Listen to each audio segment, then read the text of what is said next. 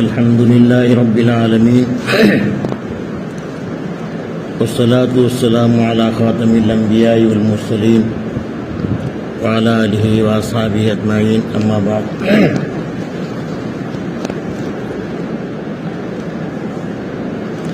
معزز حضرات علماء کرام اور میرے دینی بھائیوں اور عزیز طلباء، اس وقت جو ہماری یہ مجلس جو منعقد ہو رہی ہے، یہ نہ کوئی تقریر نہ کوئی وعظ و نصیحت کی مجلس ہے، بلکہ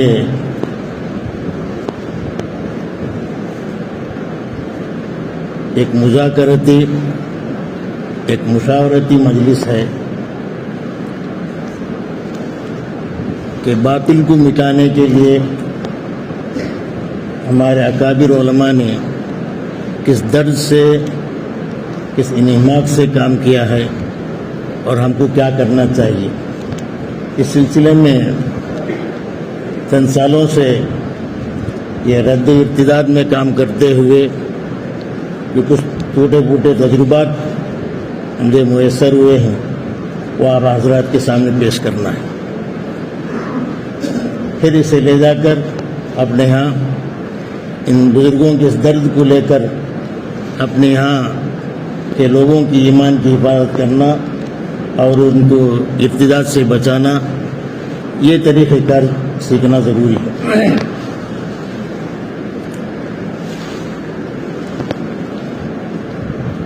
جب میں جہاں بھی جاتا ہوں سب سے پہلے ایک واقعہ میں بتاتا ہوں کہ آج سے 50-55 سال پہلے جبکہ حضرت شیخ الحدیث زکریا صاحب رحمۃ اللہ علیہ باحیات تھے، سہارنپور میں تھے، حضرت بخاری کا درس دیتے تھے اور خانقاہ بھی تھی حضرت کی، تزکیہ کا کام بھی ہوتا تھا۔ تو ویسے زمانے میں 50-55 سال پہلے ایک صاحب تشریف لائے، حضرت سے بیعت ہوئے اور 6-7 مہینے خانقاہ میں رہے، تربیت پائی، ذکر و اذکار کیا۔ جب حضرت نے دیکھا کہ ان کے اندر کچھ صلاحیت پیدا ہوئی تو حضرت نے ان کو خلافت دے کر یہ کہہ کر بھیجا کہ تم اپنے علاقے میں جا کر کام کرو، جو امانت میں آپ کو سپرد کیا ہوں اسے لوگوں میں تقسیم کرو، لوگوں کو اللہ کا نام سکھلاؤ، یہ کہہ کر بھیج دیا۔ وہ گئے اپنے علاقے میں، پھر تقریباً 1 سال کے بعد حضرت کی یاد آئی، وہ سہارنپور تشریف لائے، حضرت سے ملاقات کی تو رسمی گفتگو کے بعد حضرت نے پوچھا کیا جو چیز یہاں سے لے کر گئے تھے کیا لوگوں کی رہنمائی کرتے ہیں، کیا کوئی تم سے بیعت ہوا کیا؟ حضرت کا سوال تھا۔ تو انہوں نے کہا کہ حضرت مجھ سے کوئی بیعت کے لیے نہیں آیا میرے پاس، اس لیے میں ایسے خاموش ہوں۔ اور بات صحیح بھی تھی، تو حضرت یہ سننا تھا، حضرت کی آنکھوں میں آنسو آ گئے۔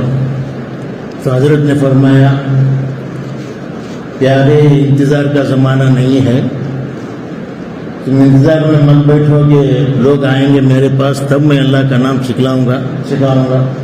یہ انتظار کا دور نہیں ہے، بلکہ چوڑی پکڑ کر دین پہنچانے کا دور ہے۔ یہ بات حضرت نے فرمائی آج سے 50-55 سال پہلے۔ میں کہتا ہوں اس پر کہ اگر حضرت شیخ الحدیث رحمۃ اللہ علیہ اس وقت باحیات ہوتے تو حضرت یہ جواب نہیں دیتے، چوڑی پکڑ کر دین پہنچانا یہ کہنے کے بجائے حضرت فرماتے پیر پکڑ کر دین پہنچانے کا دور ہے۔ تو ویسے دور میں ہم لوگ ہیں، ارتداد کا ایک عجیب لہر اٹھ کر ہے۔ ایک دور ایسا تھا کہ کوئی بچہ 2 ویلر یا گاڑی لے کر باہر نکلتا تو والدین دعا کرتے صحیح سلامتی سے آئے، لیکن اب کا ایک دور ہے، کچھ کارگزاریاں میں سناؤں گا۔ اب کا دور ایسا ہے کہ کوئی آدمی آفس کے لیے یا کالج کے لیے نکلتا ہے، جاب کے لیے نکلتا ہے، ایمان کے ساتھ نکلتا ہے تو ڈر ہوتا ہے واپس آتے ہوئے کیا بن کر آتا، کیونکہ ایسے بہت سے واقعات ہیں۔ ایک دو واقعہ نمونے کے طور پر میں بتاؤں گا کہ جاتے ہوئے ایمان کی حالت میں گئے، واپس آئے تو قادیانی بن کر آیا، یا شکیلی بن کر آیا یا یونس گوہر شاہی کے فتنے میں. تو آج کا ایک دور جو ہے ایک عجیب دور سے ہمارا گزر ہو رہا ہے. پتہ نہیں کہ کل کے دن کیا ہوگا.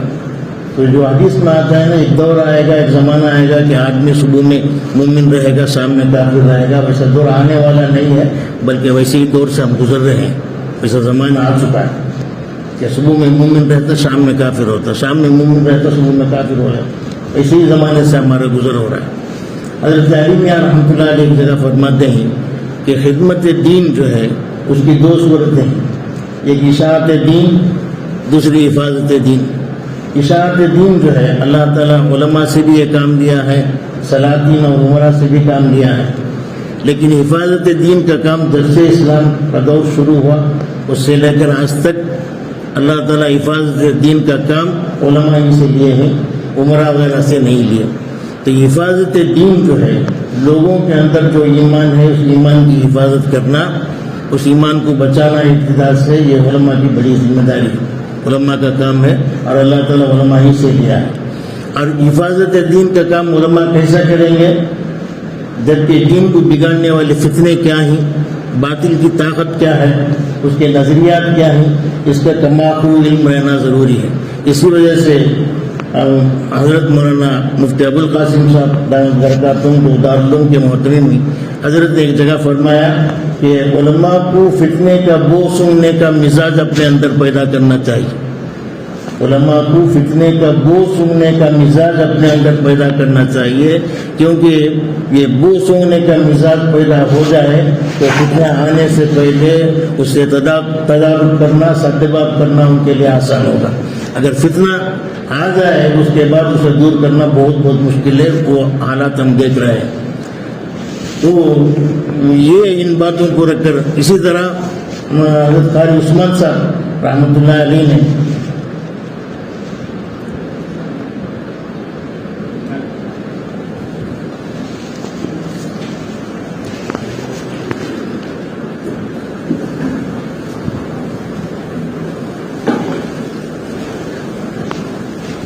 آج کے دور میں جو فتنے ہیں، فتنوں کا نام الگ الگ ہے، طریقہ کار الگ ہے، لیکن مقصد ان کا ایک ہی ہے.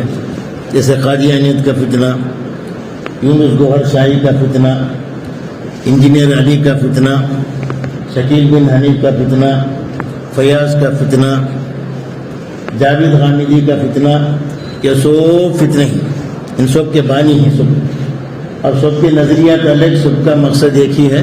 سب کا مقصد جو ہے کسی طریقے سے رسول اللہ صلی اللہ علیہ وسلم کی عظمت امت کے دل سے نکل جائے اور ان لوگوں کی محبت اور عظمت ان کے دلوں میں پیدا ہو جائے. بس ان کا یہی مقصد ہے. ان سب باطل کے بیچ سے یہودی طاقت کار فرما، یہودیوں کے خزانے ان کے لیے کھلے ہوئے کہ کسی طریقے سے رسول اللہ صلی اللہ علیہ وسلم کا لایا ہوا دین لوگوں کے دلوں سے، ان ایمان ان کے دلوں سے نکل جائے اور ہماری بات ان کے دلوں میں بیٹھ جائے. تو ہر ایک کا مقصد یہی ہے. تو شکاری الگ الگ ہے، جال ایک ہی ہے. ارتداد کا جال، کسی طریقے سے لوگوں کو ارتداد میں پھنسانا، ان کو دھوکہ دے کر یہ کرنا. میں یہ بات بتاتا ہوں عام طور پر کہ کوئی بھی فتنہ جو ہے اچانک، فتنے کا بانی جو ہے رات کو سویا، اچانک صبح میں وہ کسی قسم کا دعویٰ کر دیا. مثلا غلام محمد قادیانی ہے کہ وہ رات میں سویا، صبح میں اٹھ کر نبوت کا دعویٰ کر دیا، ایسا نہیں. شکیل بن حنیف اچانک مسیح موعود ہونے کا دعویٰ کر دیا، ایسا نہیں ہے. بلکہ باقاعدہ ایک سوچی سمجھی اسکیم کے ساتھ انہوں نے خاص کر امریکہ اور ادھر لندن کے یہودیوں نے 1880 میں ایک مشورہ کیا، لندن مشورہ کر کے کہ ہم لوگ دین مصطفیٰ کو مٹانے کی بہت کوششیں کیے لیکن کامیاب نہیں ہو سکے، طریقہ کار بدلنا ہے. اب تک جو طریقہ کار تھا کسی طریقے سے اسپین میں جو کام کیے تھے اس وقت رکھ کر تجربہ رکھ کر بتا دیا اب یہ طریقہ مفید نہیں رہے گا. اب یہ ہے کہ دین محمدی کے مقابلے میں ایک نیا دین، متوازی دین پیدا کیا جائے، لوگوں کو بہکایا جائے. محمد صلی اللہ علیہ وسلم، جب تک محمد صلی اللہ علیہ وسلم کی عقیدت محبت دلوں میں رہے گی، ان لوگوں کے ایمان کا سودا کرنا اتنا آسان نہیں ہے. اس لیے پہلے یہ کام کریں گے کہ لوگوں کے دلوں سے محمد کی عظمت کو نکالیں. اب ظاہر بات ہے جب ان کی محبت کو نکالیں گے تو کسی کی محبت کو بٹھانا ہے. تو انہوں نے سوچا تو ان کی نظر غلام محمد قادیانی پر پڑی، کیونکہ یہ آدمی ہمارے لائق ہے، مناسب کام کر سکتا ہے. کیونکہ اس کا باپ جو غلام مرتضیٰ تھا وہ برٹش کے زمانے میں علماء اور اللہ والوں کی مخبری کرتا تھا. جب برٹش کے خلاف جب خفیہ مشورے ہوتے تھے علماء کے، اللہ والوں کے، تو یہ جا کر بیٹھتا تھا. اب بھولے بالے علماء اور اللہ والے مسلمان سمجھ کر بٹھاتے تھے، مشورے میں شریک کرتے تھے. یہ سوچ سن کر دوسرے دن جا کر برٹش کی حکومت کو اطلاع کر دیتا تھا. پھر اچانک وہ فوج آتی، ان علماء کو پھانسی کے تختے میں چڑھا دیتی، کوئی تحقیق کے بغیر. تو ایسے مخبری کر کر کے وہ انگریز کے پاس ان کے دلوں میں جگہ حاصل کیا، ان کے نزدیک مقبول ہوا. تو علماء کی یہ شان میں اور اللہ والوں کی شان میں گستاخی کرنے کے نتیجے میں اللہ تعالیٰ اس کے خاندان سے ایمان کو سلب کر دیا. تو وہ اس کا بیٹا غلام محمد قادیانی ہے، وہ نظر انتخاب اس پر پڑا، اسے باقاعدہ تربیت دی گئی. بہت لمبا ہے، 20 سال اس نے محنت کی. تو مجھے یہ بتانا ہے کہ کوئی باطل جو ہے اچانک یہ نہیں کیا، بلکہ سوچی سمجھی اسکیم کے ساتھ، مختلف مکر و تدبیر کے ساتھ انہوں نے کام کیا. 1880 میں شروع ہوا ہے اس کا فتنہ. فوراً شروع نہیں ہوا، پہلے وہ ایک مناظر کے حیثیت سے ابھرا، پھر چند زمانے کے بعد مہدی ہونے کا دعویٰ کیا.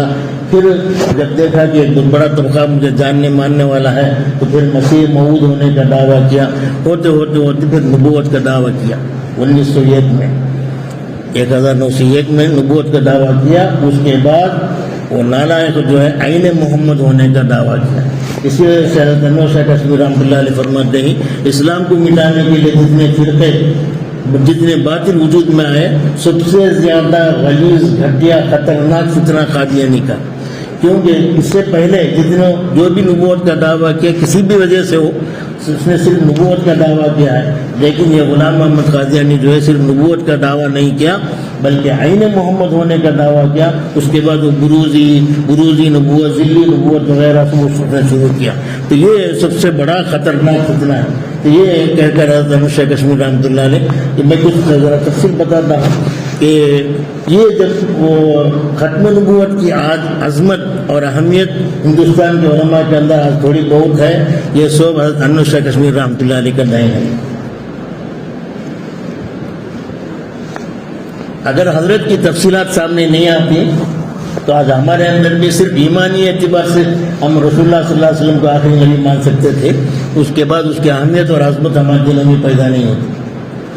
تو حضرت آ کر جب کورٹ میں کیس داخل کیا 1926 میں یہ واقعہ ہوا کہ ایک مولوی الہی بخش نامی آدمی اپنے لڑکی غلام عائشہ کا نکاح مولوی عبدالرزاق سے کیا. صغر سنی کے زمانے میں، بچپن کے زمانے میں، بلوغ سے پہلے اس لڑکی کا نکاح، اپنی لڑکی کا نکاح مولوی عبدالرزاق نامی آدمی سے نکاح کیا جب وہ پکا صحیح مسلمان تھا. اس کے بعد نکاح ہونے کے چند دنوں کے بعد اس نے قادیانیت مذہب کو اختیار کیا اور اعلان کر دیا کہ میں جماعت احمدیہ میں داخل ہو چکا ہوں. اس کے بعد وہ لڑکی بڑی ہوئی، بالغ ہو کر 2 سال کے بعد اس نے اپنے سسر سے اپنی بیوی کو لے جانے کی درخواست کی. تو اس نے باپ نے اور بچی بھی، اللہ ان لوگوں کو جزائے خیر دے، ان کی خبر کو نور سے بھرے. وہ لوگ کیا کرتے، تو کافر ہو گیا ہے، جماعت احمدی میں داخل ہو گیا ہے، تیرے سے رشتہ نہیں ہو سکتا. اگر تو تائب ہو جائے، اثر نو کلمہ پڑھ لے تو تجھے میں نکاح میں رکھ سکتا ہوں. تو وہ باقاعدہ برابر ظلم سے اصرار کرتا رہا، اپنے طاقت سے پیسوں کے ذریعے اصرار کرتا رہا، ادھر برابر انکار ہوتا رہا مولوی الہی بخش کی جانب سے. پھر جب ایک مرتبہ ایسا ہوا، اس کے تنگی سے تکلیف سے پریشان ہو کر 1926 میں یہ غلام عائشہ لڑکی جو ہے اپنے شوہر کے خلاف کیس داخل کی کہ میرا شوہر جو ہے دائرہ اسلام سے خارج ہے، قادیانی مذہب کو اختیار کیا ہے، اس لیے میرا نکاح اس سے فسخ کیا جائے. تو یہ 1926 24 जुलाई को ये केस दाखिल हुआ. रफ्ता रफ्ता ये चलता रहा, ये केस होता रहा. या मुख्तलिफ मराइल तय करते हुए 1932 पर 2 में फिर ये अदालत औलिया में, ये अदालत उज़्मा में ये केस दाखिल हुआ. जज अकबर खान थे, उन्होंने पूरे केस को क्या कर दिया, कल आदम करार देकर असर शुरू करो करके बोल दिया. और ये आखिरी फैसला होने वाला था. तब वो वहाँ के उलमा को फिक्र हुई. उस वक्त तक केस जो है सही मायने में लड़ने वाला कोई आलिम नहीं था इनके हाथ में, बहुत परेशान थे. उस वक्त एक जामिया था वहाँ बहावलपुर में, तो वो लोग जो है शेखुल जामिया जो है हज़रत अनवर शाह कश्मीर रहमतुल्लाह अलैह को तारीख भेजा कि हज़रत ये हालात हैं, आप तशरीफ़ लाइए, ख़त्म नबूवत के काम को आप संभालिए, रसूलुल्लाह सल्लल्लाहु अलैहि वसल्लम के ख़त्म नबूवत आप संभालिए, इस काम को अंजाम तक पहुँचाइए. उस वक्त हज़रत की हालत थी, ये बात मुझे सुनाना था. हज़रत उस वक्त उस हालात की बुनियाद पर दारुल उलूम से आलाहिदगी इख्तियार करके ढाबे जाने वाले थे. तबीयत नासाज हो गई, खूनी बवासीर में मुब्तला हुए. अब हज़रत जानते खूनी बवासीर कितना सख्त मर्ज़ है, खतरनाक मर्ज़. वो बीमारी में मुब्तला थे और ढाबे जाने की तैयारी में थे. भाई इसी वक्त में हज़रत के पास यह खत पहुँचा, तो हज़रत ने खत देकर कहा, वो तैयार हो गए बहावलपुर के लिए. देवबंद से बहावलपुर 725 किलोमीटर तकरीबन, यहाँ से हैदराबाद का फासला. वैसे ज़माने में वो बुढ़ापा पीरानी साली में ज़ौफ़ के साथ, इतने ख़तरनाक बीमारी के साथ, जबकि आजकल के सहूलतें भी नहीं सफ़र के, उतनी मुसीबतें बर्दाश्त करके हज़रत निकलने के लिए तैयार हुए.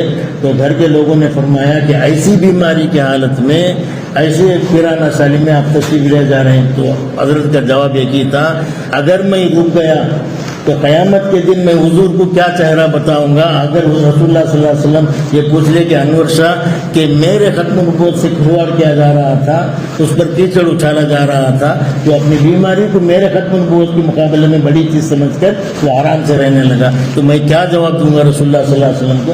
मैं इसी हालत में जा रहा हूँ. तो इस हालत में हज़रत तशरीफ़ लाए 1932 में, और 19 अगस्त जुम्मे के दिन हज़रत वहाँ पहुँचे बहावलपुर में. अब कादियानियों को मालूम हो गया हज़रत तशरीफ़ लाए हैं, तो वो किसी तरीके से इसे बिगाड़ने के लिए वो लोग ये सोचे कि एक चाल चली. साथ में मुफ्ती शबीर साहब, मुर्तज़ा हसन चांदपुरी रहमतुल्लाह अलैह, ये सब हज़रत के खादिम शागिर्द वगैरह हज़रत के साथ थे. तो मस्जिद में बैठे हुए थे नमाज के इंतज़ार में. अचानक एक शोर बरपा हुआ. मुफ्ती शबीर साहब इधर भाग रहे हैं, मुर्तज़ा हसन इधर जा रहे हैं. तो हज़रत रोज़ाना बैठकर मस्जिद में जिक्र कर रहे थे. तो हज़रत पूछे क्या है, क्यों शोर हो रहा है. तो मुफ्ती शबीर साहब डरते हुए आकर बोले, तो उस ज़माने में मशहूर था कि उलमाए देवबंद जो है अरबी ज़ुबान पर कुदरत नहीं रखते, अरबी ज़ुबान में बात नहीं कर सकते. तो कादियानियों ने ये चाल चली कि अगर अरबी ज़ुबान में केस लड़ा जाए, मुनाजरा हो कोर्ट में, तो अनवर शाह कश्मीरी जो है हिम्मत हार देंगे, वापस चले जाएंगे, फैसला हमारे हक़ में होगा. ये सोचकर उन्होंने ऐलान कर दिया कि केस जो है अरबी ज़बान में लड़ा जाए. तो हज़रत मुफ्ती शबीर साहब वगैरह जाकर समझाए, भाई ये हिंदुस्तान है, ये यहाँ कोई अरबी ज़बान जानने वाला नहीं है, खामखा ये फितना क्यों उठा रहे हैं. नहीं किसी तरीके से अरबी ज़बान में होगा. तो हज़रत परेशान हो गए मुफ्ती शबीर साहब रहमतुल्लाह. फिर हज़रत ने पूछा क्यों भी ये शोर हो रहा है. तो हज़रत से आकर बताए, हज़रत ऐसे से कादियानी जो ये चाल चले हैं कि अरबी ज़बान में मुनाज़रा तय किए हैं, क्या करना है हज़रत. हज़रत बोले उनसे कह दो अरबी ज़बान में मुनाज़रा होगा और अशार में मुनाज़रा होगा, तैयार है क्या. अशार में मुनाज़रा करना है, अगर अशार में मुनाज़रा करना तैयार है तो मैं तैयार हूँ इस सिलसिले में. इस तरीके से ये फितना जो है दबा. उसके बाद कोर्ट में हाजिर हुए हज़रत, और 25 अगस्त को हज़रत का बयान शुरू हुआ. 5 दिन हज़रत बात किए, मुसलसल वो बीमारी की हालत में. एक दिन ऐसा भी हुआ कि हज़रत जज के सामने खटरे में खड़ नहीं सकते थे, पलंग लाया गया, पलंग में लेटे लेटे बात की.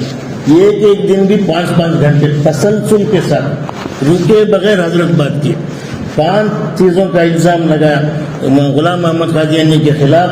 जब जज ने पूछा कि किन बुनियाद पर इसे काफिर करार देते हैं, तो हज़रत ने 5 चीज़ें रखी उसके सामने. एक है दावे नबूवत, ये नालायक जो नबूवत का दावा किया इस बुनियाद पर काफिर है. उसके बाद दावे शरीयत, नई शरीयत की इसने दावा की. ये तीसरी चीज़ तौहीन अंबिया, इसकी बुनियाद पर काफिर है. चौथी चीज मुतवातिरात का इनकार, ज़रूरियात दीन का इनकार। पांचवी चीज सब्बे अंबिया अलैहिस्सलाम की गाली गलौज। ये 5 चीज़ों की बुनियाद पर ये काफिर करार दिया जाता है। तो ये तो दावा हो गया। उसके बाद एक एक पर हजरत 5 घंटा बात किया। 25 अगस्त को, 26, 27, 28, 29 के कुछ देर। फिर 5वें दिन जो है गुलाम अहमद कादियानी की तरफ से जो लड़ रहे थे शमसुद्दीन जलालुद्दीन शम्स नामी आदमी हजरत पर जरा किया। मुख्तलिफ सवाल के हजरत जवाब देते रहे। तो एक मौका ऐसा आया हजरत को कि हजरत जलाल में आकर बोले कि वो गुलाम अहमद कादियानी जहन्नमी ने कहा। तो फौरन उसने कहा, जज से दरख्वास्त की कि ये लफ्ज़ को वापस लेना चाहिए, ये मौलाना को ये हक नहीं है जहन्नमी कहने का। तो हजरत को जलाल तारी हुआ। फौरन जलालुद्दीन के हाथ पकड़कर, अरे जलालुद्दीन, अगर मैं चाहे तो इसी वक्त में तुझे दिखा सकता हूँ जहन्नम में जल रहा है गुलाम मोहम्मद कादियानी। मैं ऐसे ही नहीं बोल रहा हूँ, इसी वक्त तुझे मैं बता सकता हूँ। तो कादियानी लोग डर गए। फौरन उसने हाथ हटा दिया। मालूम हुआ कि ये तवज्जो है, अगर दबाते रहेंगे तो वो नजर आएगा, पूरे लोग देखेंगे, हमारा जो ये था मंजर वो खत्म हो जाएगा। तो वो फौरन हाथ को हटाकर ये जवाब दिया, अगर तुम सही बता भी दोगे मैं समझूंगा कि तुम शौबताबाजी कर रहे हो, आगे करना। इस तरीके से पैदरा बदल कर उसने जवाब देकर अपने आप को बचा लिया। बाद में हजरत के एक शागिर्द थे अब्दुल हन्नान साहब, तो उनसे पूछा गया कि अगर मान लेता तो वाकई हजरत बता देते। तो उन्होंने कहा कि मैं उस वक्त हजरत का चेहरा देखा, मैं इतनी जलालियत उसके अंदर तारी थी कि कोई आदमी निगाह नहीं दिखा सकता था। अगर चाहते तो हजरत ज़रूर यह काम कर सकते थे। तो ऐसे इस तरीके से 5 दिन केस मुकम्मल करके हजरत वापस तशरीफ लाए और अपने शागिर्द अब्दुल हन्नान से कहा, वहाँ मोहम्मद सादिक बावलपुरी जो मुफ्ती थे वहाँ के, उनसे कहा अपने शागिर्द से, भाई अगर मेरी ज़िंदगी में फ़ैसला हो जाए तो ठीक है, मैं खुद फैसला सुन लूँगा। अगर मेरी ज़िंदगी के बाद फैसला है तो मेरे खबर में आकर तुम लोग सुनाना, ताकि मेरी रूह को सुकून हो। इसका मतलब है कि इंतकाल के बाद भी अगर जन्नत का फैसला भी हो जाए तब भी हजरत को सुकून नहीं रहेगा, जब तक कि खत्म नबूवत के इसे काफिर गुलाम अहमद कादियानी को काफिर करार ना दिया जाए। वैसे ही हुआ। 3 साल के बाद हजरत का इंतकाल। हजरत के इंतकाल के 3 साल बाद 7 फरवरी 1935 में फैसला हुआ।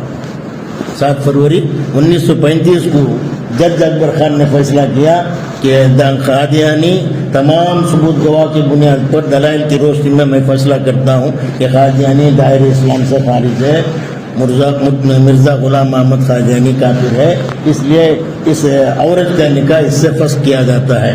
तो वो मुफ्ती सादिक मोहम्मद सादिक बावलपुरी रहमतुल्लाह अलैहि इस वक्त नहीं रहेंगे वो भी, तो जाकर एक वक्त के साथ हजरत के खबर पर खड़े होकर उन्होंने सुनाया, हजरत खुश हो जाइए, मरहबा कि आपके हाथ में फैसला हुआ, खत्म नबूवत को साबित किया गया, गुलाम अहमद कादियानी उस मुर्तद को उसे मुर्तद और कज़्ज़ाब करार दिया गया, दायरे इस्लाम से खारिज कर दिया गया। यकीनन हजरत को शोक सुकून होकर रहेगा, वाक़ईतन हजरत को राहत मिली रहेगी। जब वो 5 दिन ख़त्म होकर जब हजरत मस्जिद में तशरीफ आए थे तो अतराफ के उलमा जमा थे, तो सब जो है हजरत से दरख्वास्त, तो उस वक्त अब्दुल्ला तो हजरत से पूछे कि हजरत ऐसी बीमारी की हालत में आपने आकर केस को संभाला, बहुत काम किया आपने। तो हजरत फरमाए कि भाई मैं जब अपने ये खत आने के बाद जब मैं अपनी माजी पर निगाह करता हूँ तो कोई अमल काबिल मग़फ़िरत नहीं पाता हूँ। हजरत का जुमला है, कोई अमल काबिल मग़फ़िरत नहीं पाता हूँ। जब मैं ये देखा कि मग़फ़िरत के लिए मेरा ज़रिया है तो वो इसलिए मैं आ गया। उस वक्त मौलवी अब्दुल हन्नान थे, चीख मार कर धाड़े मार कर रोने लगे। अगर हजरत को अपने अमल की वजह से मग़फ़िरत की उम्मीद नहीं है तो फिर दुनिया में कौन शख्स हो सकता है जो अपने अमल से मग़फ़िरत की उम्मीद कर सकता है। हजरत बोल कर बहुत धाड़े मार कर रोकर हजरत के मनाक़िब और फ़ज़ाइल सुनाना शुरू किए। तो फौरन हजरत खड़े होकर बोले, भाई ये आदमी ज़रूर से ज़्यादा बात करता है, मुझ पर ये बात ज़रूरी है, नोट करो, मुझ पर ये बात मुनकशिफ बाजी हो गई कि अगर मैं ख़त्म नबूवत को साबित नहीं कर सकता तो गली का कुत्ता मुझसे बेहतर है। ये जुमला हम लोगों को इस वक्त दोहराना है। अगर बातिल इस वक्त सर उठाकर हो, अगर हम उसकी तदारुक ना करें, रसूलुल्लाह सल्लल्लाहु अलैहि वसल्लम की अज़मत को लोगों के अंदर से निकलने से बचा ना सके, हजरत का जुमला आज हम पर फिट करना है कि गली का कुत्ता मुझसे बेहतर है।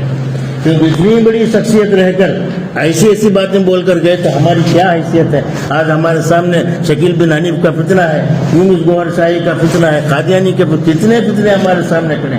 تو علماء کو ضروری ہے، میں ہاتھ جوڑ کر درخواست کرتا ہوں کہ آپ لوگ وقت نکالیں، تھوڑا سا مطالعہ کریں، کیونکہ باطل کو جب تک سمجھیں گے نہیں تب تک اسے دور کرنے کا طریقہ سمجھ میں نہیں آئے گا.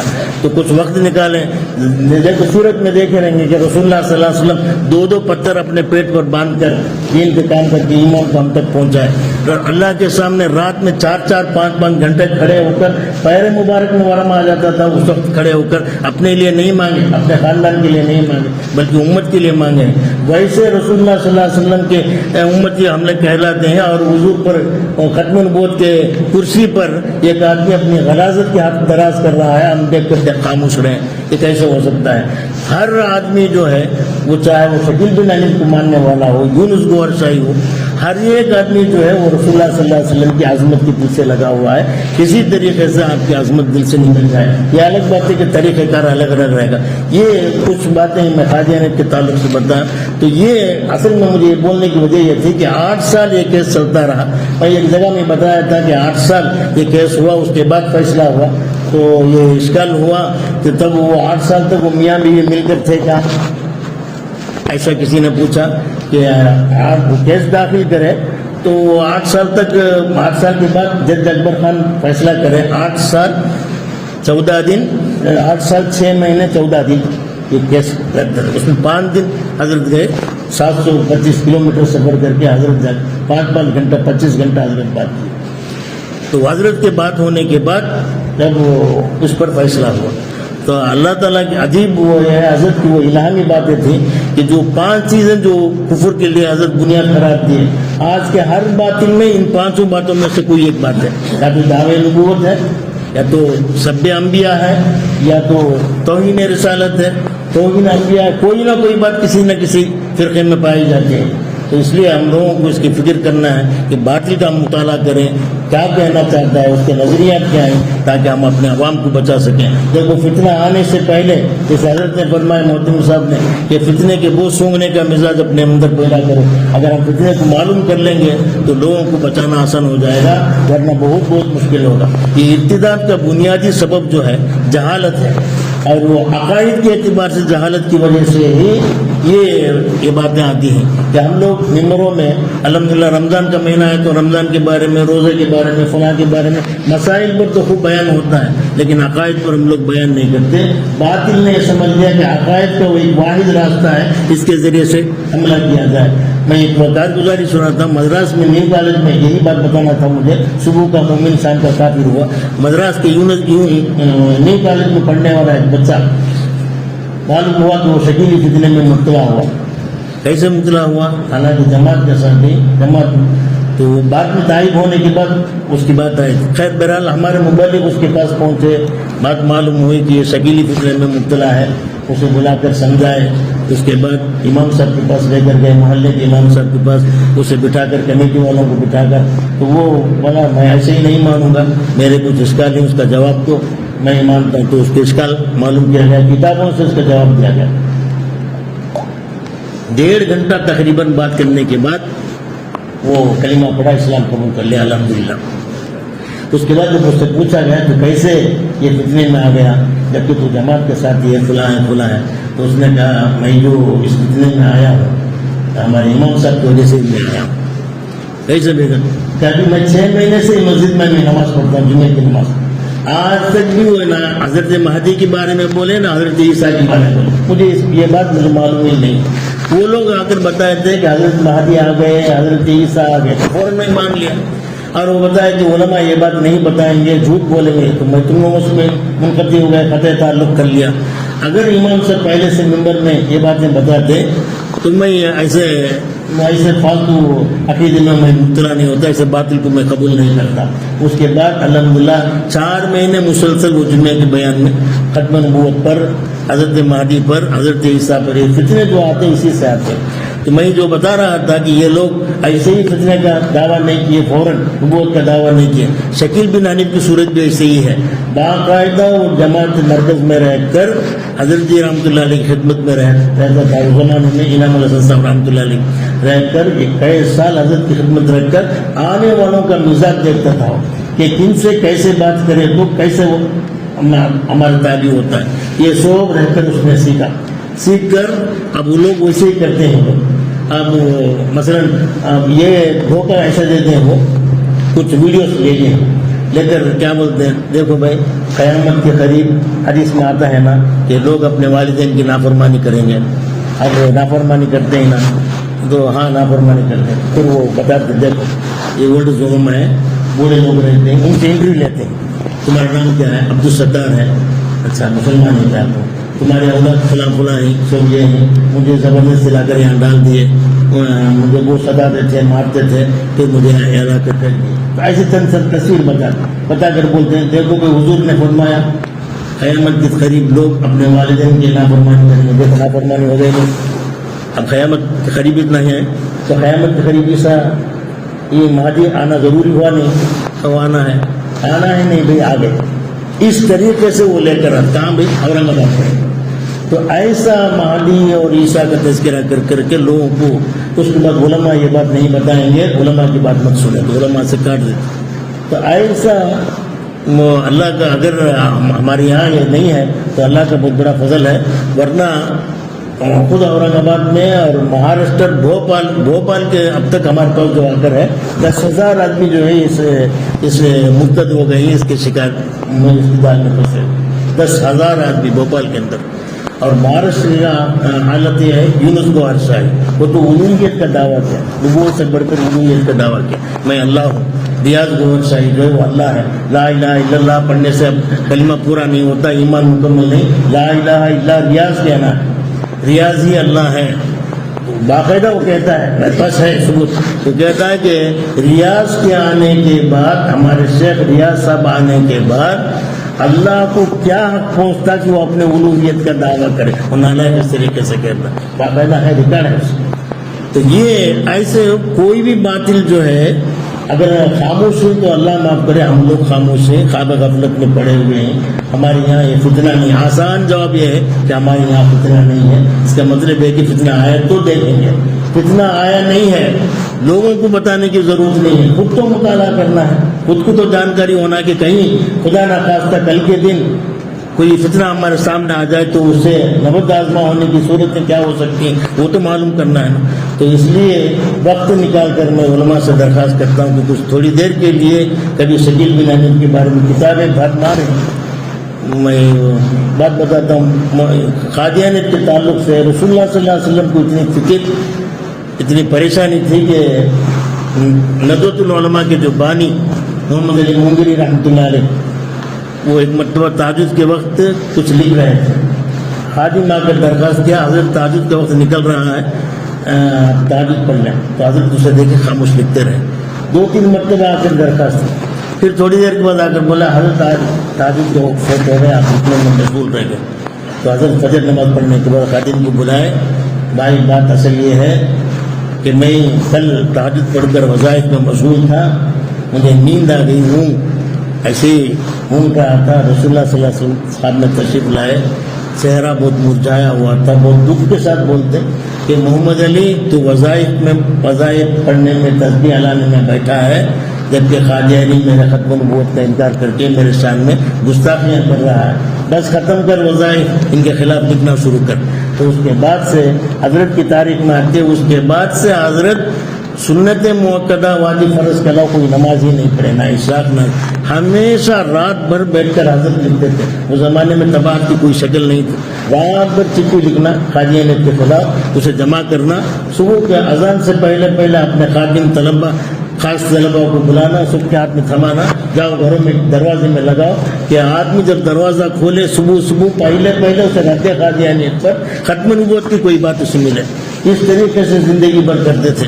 تو آج ویسے یہ بات سن کر جا کر پھر آپ وظائف خانقاہ میں بیٹھے، وظائف بھی تعبیر چھوڑنے جاتے ہیں. نہیں ہے، اس زمانے میں چونکہ جواب دینے والے حضرات کم تھے، لکھنے والے حضرات کم تھے، اس لیے ضرورت پڑی. آج آپ لوگوں کو پورے کام کرتے ہوئے وہ لوگ جو کتابیں لکھ کر گئے ہیں اسے پڑھ لے تو بس ہے. تمام علماء کا اتفاق ہے کہ جتنے باطل اسلام کو مٹانے کے لیے آئے ہیں ان باطل کے خلاف جتنی کتابیں لکھی گئیں سب سے زیادہ کتاب رد قادیانی پر لکھی گئی. تو یہ کتابیں ہم مطالعہ میں رکھیں. اس لیے ہم جو ہے وظائف وغیرہ چھوڑ کر مستقل کام کرنے کی ضرورت نہیں ہے بلکہ سب کے ساتھ ہی ان کتابوں کا مطالعہ کر کے تیاری کے ساتھ رہیں کہ کب کون سا فتنہ آئے گا کیسے ان کو نمٹا جائے ان سے. تو یہ تمام صورتیں ہیں ہمارے سامنے. کچھ صورتیں ہیں کوئی حالات کو رکھ کر کچھ طریقہ کار ہم اپنائے ہیں. تو سب سے پہلی بات میں بتاتا ہوں کہ آپ حضرت کن علاقوں سے آئے معلوم نہیں مجھے. یہاں بیرور کمی ایک واقعہ میں سناتے ہوئے کارگزاری کہ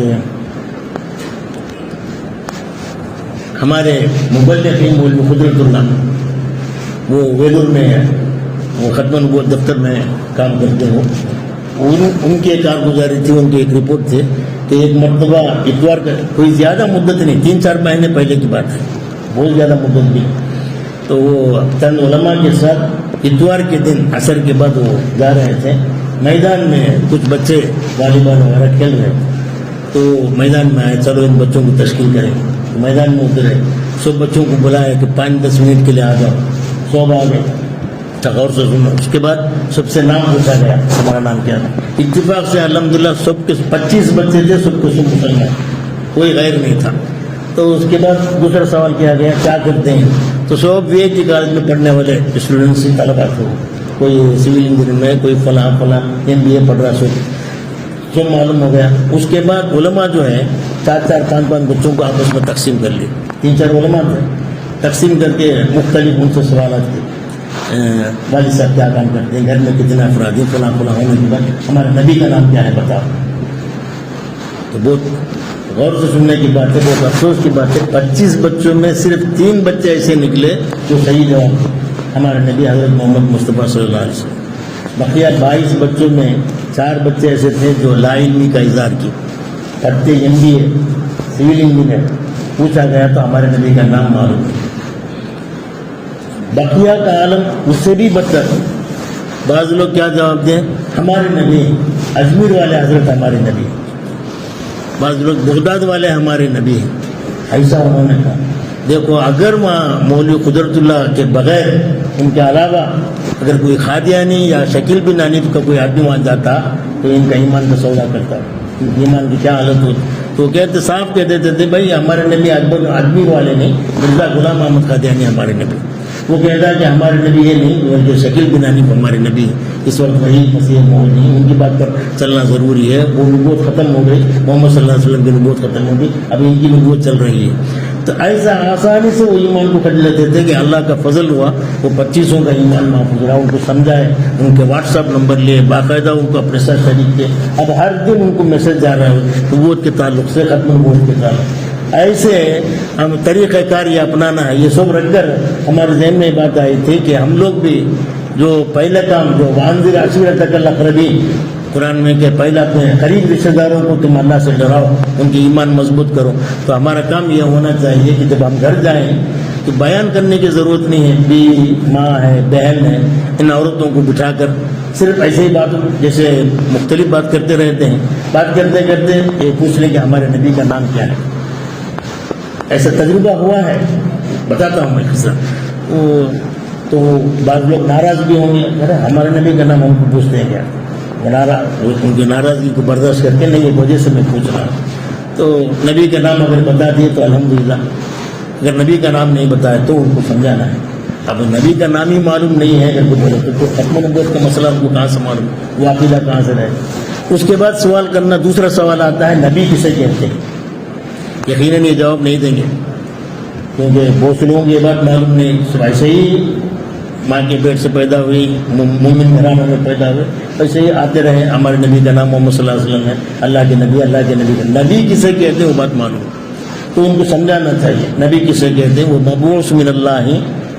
میں جملہ مختصر بتاؤں, سمجھانا ہے. مبعوث من اللہ, اللہ کی جانب سے بھیجے گئے ہیں تاکہ قادیانی عقیدہ وغیرہ ختم ہو جائے. کیونکہ ان کا عقیدہ یہ ہے کہ آدمی اپنی محنت اور کسب سے نبی بن سکتا ہے, نبی نبوت تک پہنچ سکتا ہے. تو اس عقیدے کو ختم کرنا ہے جڑ سے. مبعوث من اللہ, نبی وہ آدمی ہے جن کو اللہ بھیجتے ہیں. یہ بات ان کے دلوں میں بٹھانا، اللہ بھیجتے ہیں اور وہ گناہوں سے پاک ہیں، بری من المعصیہ، معصیت سے بری ہیں، گناہ نہیں کرتے ہوئے، ان سے گناہ صادر نہیں ہوتا، خاص طور پر جھوٹ بالکل نہیں بولتے، کبھی کوئی گناہ نہیں کرتے، اللہ کے احکام کو لوگوں تک پہنچاتے ہیں. تو بری من المعصیت مفترض الاطاعت، ان کی اطاعت کو فرض کیا گیا، ان کی بات ماننا ضروری ہے. تو ایسے نبی جیسے جس سے ہم گھر کی عورتیں رہتی ہیں ان کے مزاج کو لائیں، نبی کسے کہتے ہیں سمجھا دیں. اس کے بعد تیسرا سوال ہے، دوسرے دن کر لیں گے ایک. تیسرا سوال کیا ہے؟ نبی کس وقت بھیجتا ہے اللہ تعالیٰ، کس زمانے میں نبی کو بھیجتا ہے اللہ؟ یقیناً اس کا جواب تو کوئی نہیں جانتے رہیں گے، تو پوچھیں گے کب بھیجتا ہے. ہم ہمیں جواب دیں گے کہ جب دنیا میں ظلم زیادتی ہو جائے، کفر ہو جائے، قتل ہو، بے حیائی بڑھ جائے، گناہ عام ہو جائے، ویسے وقت میں اللہ تعالیٰ نبی کو بھیجتا ہے. یہ بات سمجھ میں آ گئی. اس کے بعد چوتھا یا اہم سوال ہے، کیا اس زمانے میں کوئی نبی محمد صلی اللہ علیہ وسلم کے بعد کوئی نبی آیا ہے یا آنے والا ہے؟ تو اگر ان کا ایمان پہلے سے ختم نبوت کے بارے میں ان کا علم رہتا تو صاف جواب دیں گے کہ محمد کے بعد کوئی نبی آنے والا نہیں ہے صلی اللہ علیہ وسلم. اگر یہ بات ان کو پہلے سے ان کا علم نہیں، 90% ایسے ہی ہے، ہمارا تجربہ ہوا ہے کہ عورتیں جو ہے خاص طور پر وہ تیسرے سوال کا جو جواب ہے اسے ذہن میں رکھ کر کیا بولتے ہیں، ہونا اس زمانے میں فتنہ بہت زیادہ ہے، ظلم زیادہ ہے، گناہ زیادہ ہے، ایسے وقت میں نبی آ گئے تو اچھا رہے گا، کسے معلوم آگے بھی رہیں گے. ایسا جواب آیا ہے. بہت بڑے عالم کی پھوپھی کا جواب ہے، میں نقل کرتا ہوں. ان کی عمر 60 سال کی ہے. وہ جب مولوی صاحب نے 4 سوال میں بتایا تھا تو اپنے گھر میں رکھ کر عورتوں کو سمجھایا، تو ان کی پھوپھی کا جواب دوسرے دن آ کر بتایا، حضرت ہم اللہ کو جزائے کر دے، ایمان بچا لیا حضرت، ہماری پھوپھی بتا دیتے. تو بولے سر دیکھے تو یہ زمانہ ویسے بگڑ کر ہے، اور جب نبی آئے تو اچھا رہے گا، آگے بھی رہیں گے، ہم کو کیا معلوم عورت ہے. تب اس کا مطلب یہ ہے کہ رسول اللہ صلی اللہ علیہ وسلم کو جاننے کے باوجود بھی ختم نبوت کا حقیقی معنی ان کے ذہن میں نہیں رہا. تو ایسے بڑے بڑے علماء کے گھروں کی یہ حالت ہے، تو ہماری گھر کی عورتوں کی کیا حالت رہے گی. اس لیے سب سے پہلا کام یہ جو ہے، یہ 4 سوال، ہمارے نبی کا نام کیا ہے، دوسرا سوال نبی کسے کہتے ہیں، تیسرا سوال کیا اس زمانے میں نبی آ سکتا ہے یا آئے گا، چوتھا سوال کون نبی کسے کہتے ہیں، اس کے بعد کیا نبی کس زمانے میں اللہ تعالیٰ بھیجتے ہیں، تو اس کے بعد کیا اس زمانے میں بھی کوئی نبی ہے یا نہیں. ضرور آخر یہ جو 90% گھر کی حالت یہ ہے کہ یہ چوتھا جواب جو ہے سو ختم نبوت کا علم نہیں رہنے کی وجہ سے ایسا جواب دے کہ نبی کوئی آ گیا تو اچھا رہے گا. تو یہ ہمارا پہلا فریضہ ہے کہ ہم اپنے گھروں میں جا کر ایمان کی عبادت کریں، ان کے بارے میں بتائیں. دوسرے علماء حضرات سے درخواست ہے کہ میں مختصر بولنا وقت بھی نہیں ہے، علماء حضرات سے درخواست ہے کہ خاص طور پر جو ائمہ کرام ہیں تو اپنے ممبروں میں جہاں مسائل کو بتلاتے ہیں، فضائل پر تقریر ہوتی ہے، وہاں عقائد پر تقریر ہو. علامت قیامت کو لے لیں. دیکھو علامت قیامت میں جہاں چھوٹی چھوٹی علامتیں رسول اللہ صلی اللہ علیہ وسلم نے بتائی، چھوٹی بڑی علامت ہے، اس میں 3 علامتوں کو بہت تفصیل سے بتایا. حضرت مہدی کے بارے میں، حضرت نزول عیسیٰ کے بارے میں، اور دجال کے بارے میں تھوڑی بات بھی کہ حضرت مہدی کا نام کیا ہوگا، ان کے والدین کا نام کیا ہوگا، والد کا نام کیا، والدہ کا نام کیا، کس خاندان سے رہیں گے، کہاں پیدا ہوں گے، کب آئیں گے، کیسے پہچانے جائیں گے، ان کی ناک کیسی رہے گی، یہاں تک بھی بتائے رسول اللہ. اتنی لمبی بات بولنے پھر کیا کریں گے، پھر کہاں ان کی حکومت ہوگی، کتنے سال ان کی حکومت ہوگی، حکومت کرنے کے بعد درمیان میں کیا پیش آئے گا. 5 سال حکومت بہت اچھی طرح ان کی حکومت رہے گی، اس کے بعد اچانک بارش رک جائے گی، بارش کے خاط ہوگی. اس کے ایسے زمانے میں دجال کا نزول ہوگا، دجال آئے گا، خروج ہوگا، تب جا کر لوگوں کے ایمان کو بگاڑے گا. تب یہ تفصیلات رسول اللہ صلی اللہ علیہ وسلم یہ تفصیلات بتائیں. اسی طرح نزول عیسیٰ کے بارے میں تفصیل بتائیں کہ حضرت عیسیٰ علیہ السلام کیسے آئیں گے، صبح کے فجر کے وقت میں آئیں گے، دمشق کے جامع مسجد میں آ کے سیڑھیوں میں اتریں گے، ایسے آئیں گے جیسے نہا کر کوئی آدمی آتا ہے، زرد لباس ان کے اوپر ہوں گے، اس حالت میں آئیں گے. 2 آدمی فرشتے کے سہارے سے آئیں گے. حضرت مہدی امام بیٹھیں گے، حضرت مہدی جو ہے ان کو امامت کے لیے آگے بڑھائیں گے، تو حضرت انکار کر کے مہدی کا آگے بڑھائیں گے. اس کے بعد نکلیں گے دجال کو مار.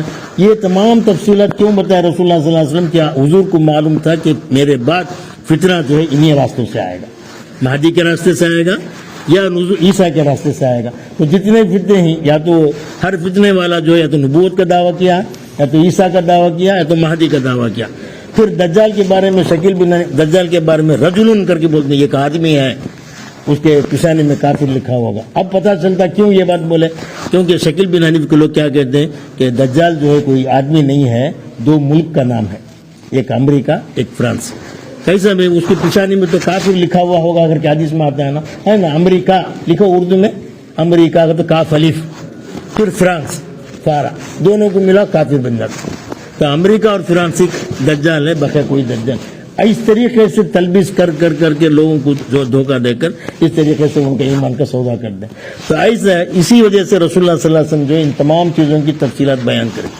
اور ہمارے لیے بھی ضروری ہے کہ کبھی کسی جمعے میں حضرت مہدی کے بارے میں کسی کا نام لیے بغیر، کسی فتنے کا نام لیے بغیر، بھائی صحیح عقیدہ یہ ہے، اس عقیدے کو اب تک کوئی مہدی علیہ السلام نہیں، مہدی رضی اللہ تشریف نہیں لائے، آئندہ چل کر آئیں گے۔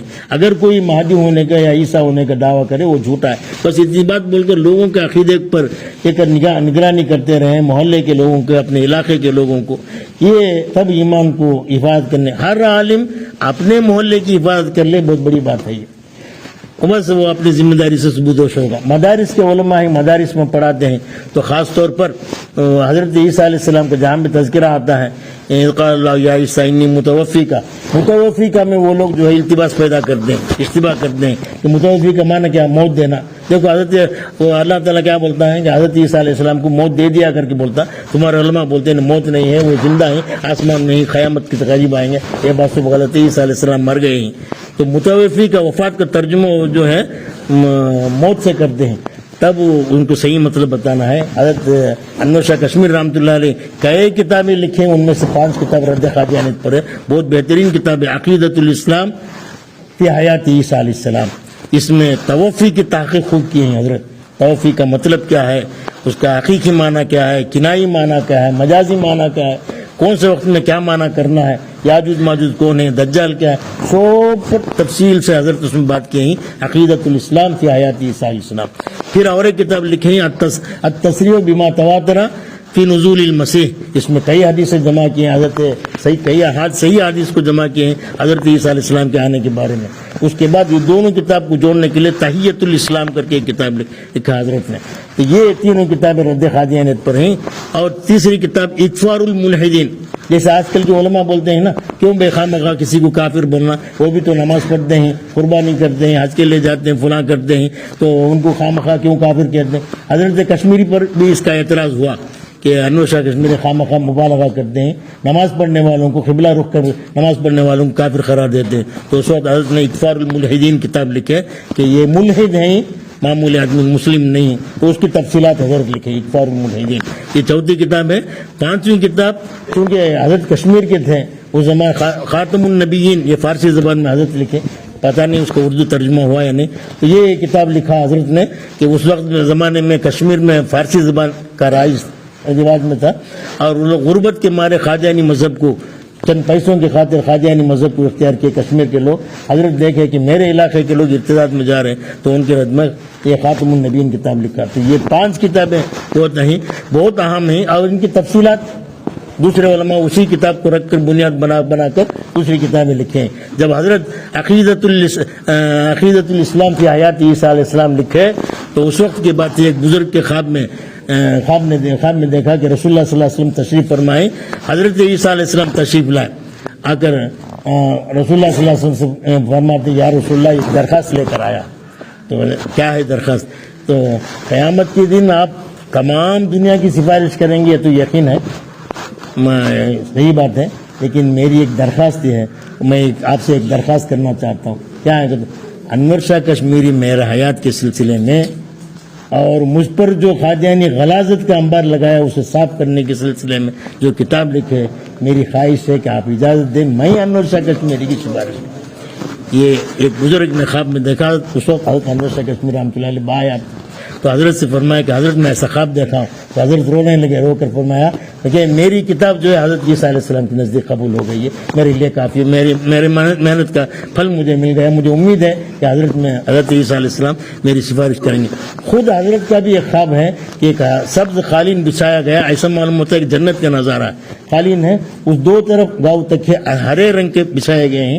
تو اس وقت میں ایک جگہ حضرت عیسیٰ علیہ السلام, یہ بھی دوسرے کا خواب ہے, ایک گاؤں تک میں ٹیک لگا کر حضرت عیسیٰ علیہ السلام بیٹھے ہیں, ان کے محاذات میں بالکل سامنے حضرت انور شاہ کشمیر رحمۃ اللہ علیہ بیٹھے ہیں, دونوں ہنستے ہوئے بات کر رہے ہیں. تو یہ خواب بھی سنایا گیا. تو حضرت فرما لیں گے مجھے امید ہے کہ حضرت عیسیٰ علیہ السلام میری سفارش کریں گے, میری محنت کا پھل مجھے حاصل ہو گیا. تو یہ چند باتیں ہیں آپ حضرات کے سامنے باتیں تو بہت ہیں, اور زیادہ بہت تفصیلات ہیں. تو اس سلسلے میں اگر ختم نبوت وغیرہ پر محنت کریں گے, علماء سے درخواست ہے کہ اپنے بچوں کو سمجھائیں گے ختم نبوت کا مطلب کیا ہے. دیکھو میں ایک بات بتاتا ہوں کہ جس وقت انگریز کا تسلط ہندوستان میں ہوا, اس وقت علماء نے, اللہ والوں نے اپنے نور ایمانی سے, فراست ایمانی سے سمجھ لیا کہ اس وقت ہندوستان میں ایمان کا باقی رہنا, مسلمان کے دلوں میں ایمان کا باقی رہنا بہت مشکل ہے, خطرہ ہے. تو وہ خطرے کو محسوس کر کے مدارس کا جال پھیلایا, دارالعلوم دیوبند, مظاہر علوم, نجوت علوم وغیرہ سب شروع کر کے اسلام کو باقی رکھا. انہوں نے باقی رکھنے کی کئی تدابیر کیے. آج ایک مخصوص مکتب فکر جو ہے, نام نہیں لیتا میں, مخصوص مکتب فکر جو ہے, جو علماء اللہ والے قیامت تک آنے والے ہندوستانیوں کی ایمان کی حفاظت کی فکر کرتے کرتے رات دن ایک کر کے محنت و مجاہدہ کر کے علم کا جال پھیلایا, آج انہی کے نام پر, انہی پر دھبا لگا رہے کفر کا. حضرت قاسم نانوتوی کافر, فلاں کافر, رشید احمد کافر, فلاں کافر. ارے جن کا نام اپنے جز بناتے ہیں, ہم فخر محسوس کرتے ہیں, محمد مبارک قاسمی, فلاں قاسم, جن کے نام کو اپنے نام کو جز بناتے ہیں, آج ان پر کفر کا الزام لگا رہے, کفر کے کیچڑ ان پر اچھال رہے ہیں. اب ہم لوگ خاموش بیٹھے دیکھتے ہیں. کل قیامت میں دن حضرت قاسم نانوتوی ہم سے پوچھ لے کہ بڑے زور سے فخر سے میرا نام تمہارے ساتھ ملاتے تھے, مجھ پر ایسے کفر کا کیچڑ اچھالا گیا, کیا کیا تم لوگوں نے, دفاع میں کچھ کام کیا؟ یقین بات ہے کہ جواب نہیں دیں گے.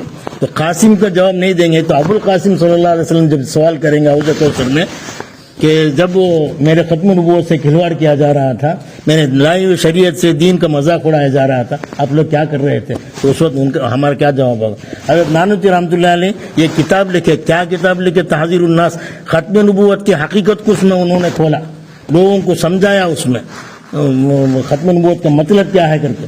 تو اسے ظاہر کیا, ان باتوں کو سمجھے نہیں سمجھنے کی وجہ سے حضرت کی عبارت کو توڑ پھوڑ کر حضرت پر الزام لگائے.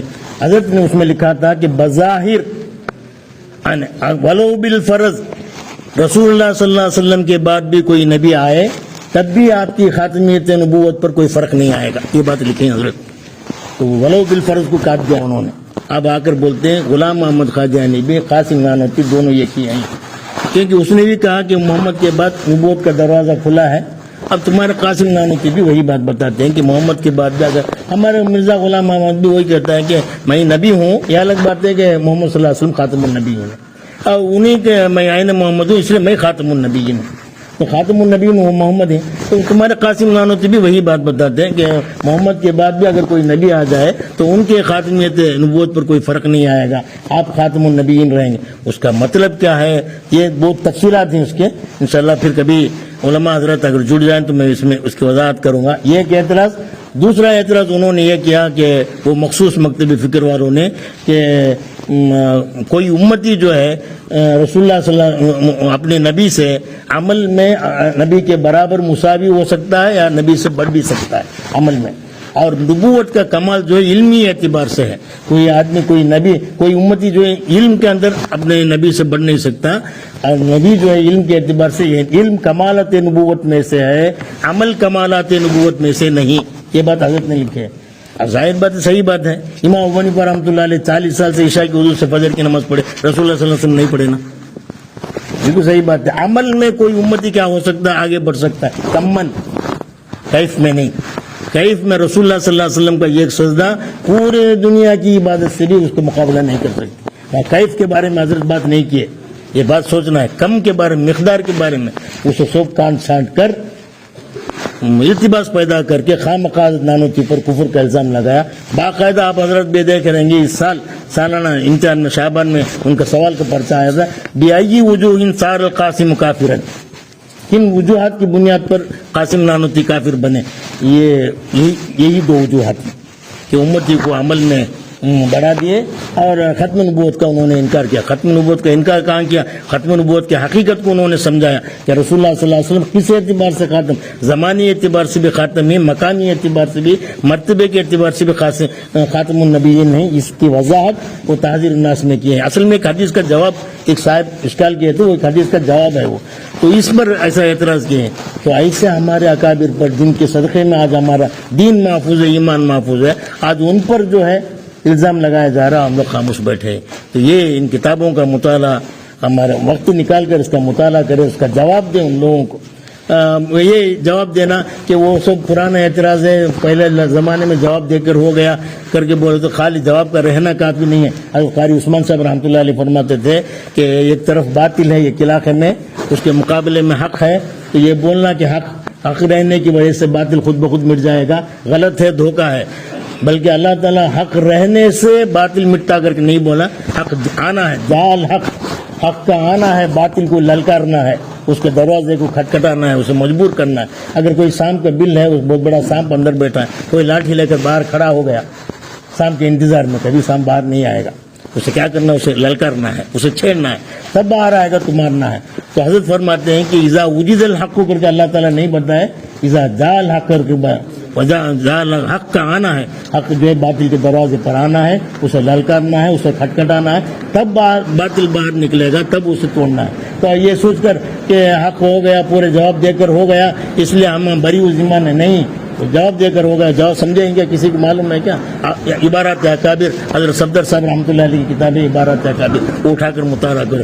حالانکہ حضرت نانوتوی رحمۃ اللہ علیہ اپنی زندگی میں ہی ان کے شاگرد مولانا عبدالعزیز صاحب یہ اعتراض کیے، کیا حضرت آپ نے امتی کو عمل میں نبی سے بڑھا دیا، ختم نبوت کے گویا انکار کرے جیسا ہے نا. تو حضرت جواب اس کے رد میں حضرت جو ہے مناظرہ عجیبہ کر کے کتاب لکھے، نام سنیں گے کبھی؟ مناظرہ عجیبہ، وہ کتاب کو مطالعہ. زندگی میں حضرت ان اعتراضوں کا جواب دے دیا، دینے کے باوجود بھی وہ سب چھپا کر حضرت پر کفر کا الزام لگا رہے ہیں اور ہم لوگ خاموشی تماشا دیکھ رہے ہیں. تو وقت بھی کافی ہو گیا. اب حضرات سے درخواست ہے کہ اپنے وقت کو سمجھیں، علاقے کے لوگوں کے اوپر رحم کریں، ان کے ایمان کی فکر کریں، اپنے بھی اپنے گھر والوں کی بھی، بستی والوں کی ایمان کی فکر کریں. اور پھر کبھی وقت ہو تو انشاءاللہ تعزیر الناس کے بارے میں تفصیلات بھی میں آپ کے سامنے پیش کروں گا. اللہ تعالیٰ کہنے سننے سے زیادہ عمل کی طرف بتائیں.